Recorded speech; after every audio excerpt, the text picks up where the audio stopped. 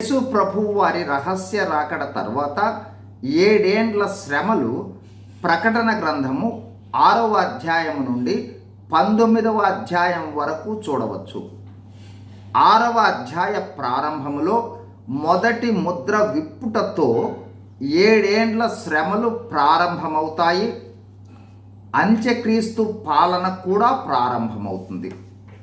తరువాత మిగిలిన 6 ముద్రల తీర్పుల శ్రమలు, ఆ తరువాత బూరల తీర్పుల ద్వారా వచ్చు శ్రమలను చూస్తూ ఉన్నాము. ఈరోజు 7వ బూర ఊదగా జరిగిన సంగతులు చూడబోతూ ఉన్నాం. ప్రకటన గ్రంథము 11వ అధ్యాయము 15 నుండి 19 వచనాలు.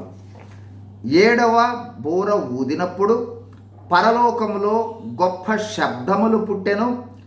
ఆ శబ్దములు ఈ లోకరాజ్యము, మన ప్రభు రాజ్యమును, ఆయన క్రీస్తు రాజ్యమునాయను. ఆయన యుగ యుగముల వరకు ఏలును.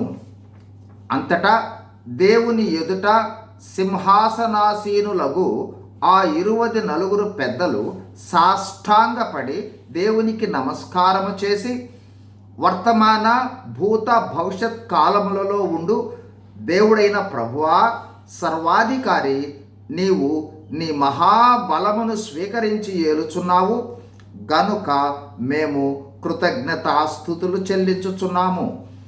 జనములు కోపగించినందున నీకు కోపం వచ్చెను. మృతులు తీర్పు పొందుటకును, నీ దాసులకు ప్రవక్తలకును పరిశుద్ధులకును నీ నామమునకు భయపడు వారికిని